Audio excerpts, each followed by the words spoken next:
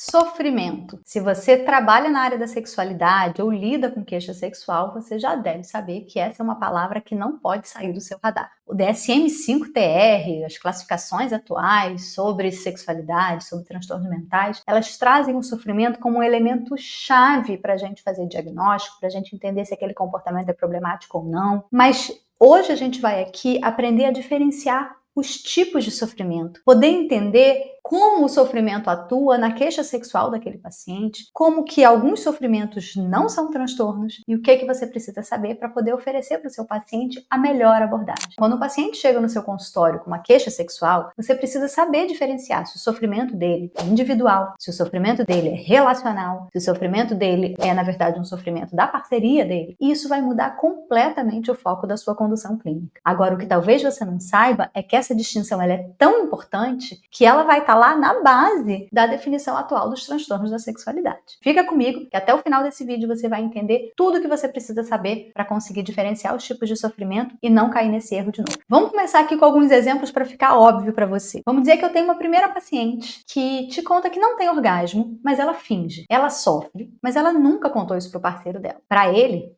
tá tudo bem. Eles continuam se relacionando, ela finge orgasmo, ele acha que tá tudo ótimo, não tem nenhum motivo, nenhum tipo de conflito entre eles. Essa paciente tem sofrimento. O sofrimento dela é um sofrimento individual. Ela gostaria de ter mais satisfação sexual, ela se sente uma mulher incompleta, ela atribui significados a essa dificuldade sexual que atrapalham a autoestima dela, que fazem ela se sentir mal. Mas o parceiro não tem sofrimento e isso não gera nenhum tipo de conflito, nenhum tipo de problema para a relação entre eles. Já no segundo caso, a gente vai falar de um casal onde ele quer transar todo dia e ela quer transar uma vez por semana. Eles brigam, mas ela diz que ela não tem nenhum problema com desejo. De fato, provavelmente não tem se ela quer transar uma vez por semana. Nenhuma dessas duas pessoas, em princípio, tem um transtorno, um problema de desejo ou uma compulsão sexual. O problema não vem daí. Talvez o sofrimento deles venha exatamente do descompasso do desejo. Ele querer mais e ela querer menos significa o quê? Significa que um dos dois vai viver em privação? Significa que o outro vai ter que transar quando não quer transar? Significa que vai existir coerção entre eles? Significa que isso é falta de amor, que o casamento não pode durar, que eles vão precisar se divorciar? Esse tipo de sofrimento é o que a gente vai chamar de sofrimento relacional. Um sofrimento que vem do conflito do casal. Porque eu poderia ter perfeitamente um casal que um quer transar todo dia, o outro quer transar uma vez na semana e eles não veem isso como um problema. Eles acham ali uma solução que ficou bem para todo mundo. Mas muitas vezes esse mesmo problema para alguns outros casais vai gerar o que a gente vai chamar de sofrimento relacional. Agora eu vou te dar um terceiro exemplo aqui. Um homem chega no meu consultório,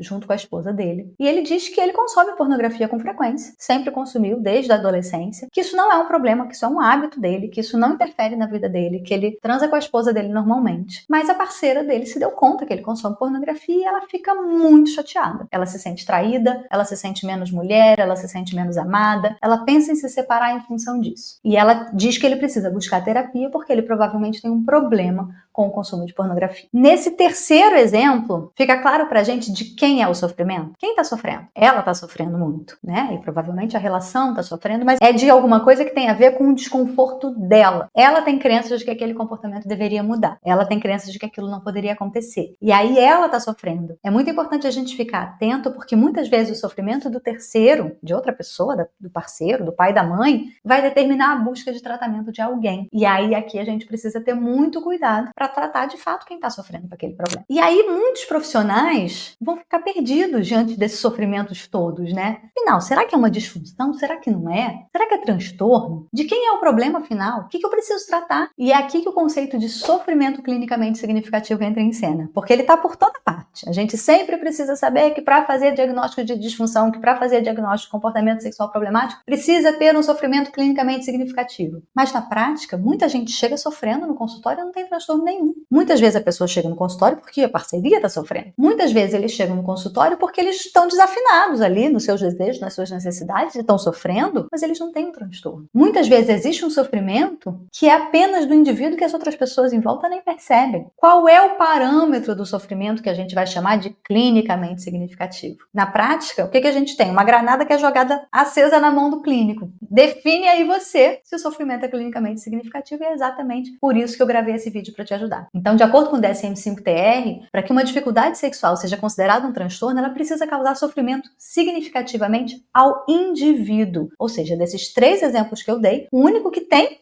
um transtorno é a primeira pessoa, aquela que tinha dificuldade de orgasmo e fins. Ela tem um problema, ela sofre, ela tem uma dificuldade real. Claro que a gente não vai classificar só pelo sofrimento, existe uma lista de critérios. Se você quiser saber mais sobre isso, coloca aqui nos comentários que eu falo mais sobre isso. Mas ela tem uma lista de questões, né, da resposta sexual e sofrimento individual. No segundo caso, da discrepância de desejo entre o casal, ninguém ali, em princípio, tem uma questão, ele só tem uma diferença, e a diferença é possível. Nem tudo que é diferente é patológico, concorda? Da mesma forma, a terceira pessoa, se ele não tem sofrimento, se isso não gera prejuízo para ele, enfim, ele não tem nenhum critério para transtorno. Mas e aí o que a gente faz com os outros 2 casos? Porque tudo bem, o primeiro você vai tratar o transtorno de orgasmo, tá claro, esse é o fácil. E o caso 2 e o caso 3? Vai dizer, não, você não tem transtorno, tchau e benção? Não dá. Essas pessoas estão com muito sofrimento, essas pessoas estão chegando no consultório precisando de ajuda. E muitas vezes, se os clínicos não sabem diferenciar os tipos de sofrimento e qual é a demanda e o que é que de fato a gente tem que tratar, imagina o paciente. Muitas vezes, quanto mais difuso é esse sofrimento, mais torta vai chegar a demanda por tratamento. E você, profissional, precisa ser capaz de avaliar o que de fato está acontecendo ali para que você possa propor assertivamente o melhor tratamento. Um tratamento que seja baseado em evidências, um tratamento que vai gerar benefícios para essa pessoa, um tratamento que não vai ser iatrogênico, que não vai patologizar alguma coisa que não é patológica. É importante que a gente tenha clareza desses tipos de sofrimento, porque o sofrimento significativo ao indivíduo, ele pode estar acontecendo, esse indivíduo ele pode estar sofrendo porque ele está tendo problemas no casamento dele. Esse paciente que quer transar 5 vezes na semana, em princípio, ele não tem problema nenhum, mas ele está sofrendo muito, porque ele está em privação, porque ele se sente pouco amado, porque ele está se sentindo rejeitado. Ele poderia se beneficiar de psicoterapia, eles poderiam se beneficiar de terapia de casal, mas qual é o objetivo? Qual é a meta terapêutica? A meta terapêutica é que ela transe mais com ele, ou que ele queira transar menos? Não. A meta terapêutica é resolver o conflito relacional entre eles, achar soluções possíveis de convivência. Da mesma forma que para o casal onde ele consome pornografia e ela acha isso um problema, o que a gente precisa trabalhar com esse casal? Provavelmente em terapia de casal, porque eles vão ter que lidar com divergências importantes sobre um aspecto que está gerando muito sofrimento para ela e, portanto, para ele, porque eles têm conflitos em função disso. Mas o foco da sua terapia é mudar o comportamento dele ou mudar as crenças dela? Claro que não. Então, quando a gente ignora essas distinções, a gente corre o risco de patologizar conflito conjugal. A gente perde a chance de promover uma intervenção que seja de fato mais adequada, que vai ajudar aquelas pessoas. Agora, muitas vezes isso significa ir contra uma demanda original que se coloca. Quando eu entendo se o sofrimento é do paciente, da relação ou da parceria, isso vai mudar tudo. É isso que vai diferenciar um profissional que só reage àquela demanda de um profissional que tem um raciocínio clínico. Vou dar aqui um exemplo mais esdrúxulo de todos os tempos para ficar óbvio para vocês o que eu estou dizendo. Vamos dizer que chega no meu consultório um jovem que os pais dizem, olha, o meu filho é gay e eu trouxe ele aqui para você fazer a cura gay, para você reverter a sexualidade dele, como se isso fosse possível.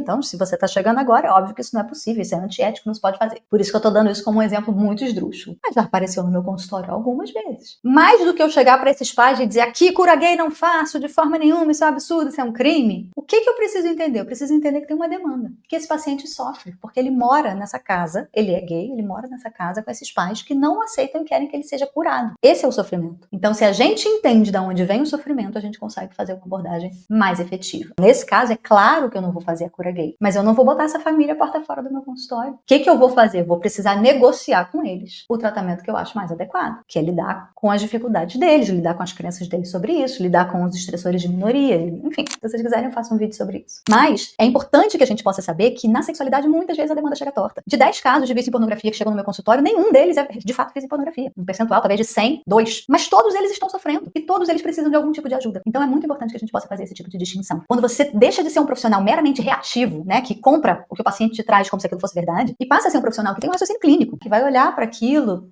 e vai dizer, olha, o que eu observo é isso, isso, isso. Você vai dizer isso com todo respeito, com todo acolhimento, mas você vai se posicionar e você vai propor, porque a responsabilidade técnica por conduzir o tratamento da melhor forma e a avaliação da melhor forma é de quem? Certamente do paciente, não é? Quando você estuda a sexualidade com profundidade, você não vai sair por aí etiquetando as pessoas com transtornos, você não vai sair por aí patologizando o que não é patológico, você não vai sair por aí promovendo intervenções esdrúxulas, antiéticas e muitas vezes iatrogênicas. Iatrogênica é o que gera mais dano do que solução. Quando você escuta, quando você você investiga, quando você intervém com ética, com clareza, respeitando a complexidade da experiência sexual humana, e é daí que vem os diferentes tipos de sofrimento, você vai conseguir fazer intervenções que de fato vão aliviar esse sofrimento. E tem mais, tem aqui ainda 2 tipos de sofrimento que eu vou mencionar, mas cada um deles dá um vídeo inteiro, então se você quiser, coloca aqui nos comentários que eu faço um vídeo para você, que é o sofrimento que vem de 2 estressores que a gente vai chamar de psicossociais. O primeiro é a incongruência moral. Gostaria de ser monogâmico, mas eu volto e meia me relaciono com outras pessoas que não é a minha esposa. Isso me gera sofrimento. Esse paciente tem um transtorno? Esse paciente tem compulsão sexual? Muito pouco provável. Mas ele tem sim comportamentos que vão contra o senso de moralidade dele. E ele sofre por isso.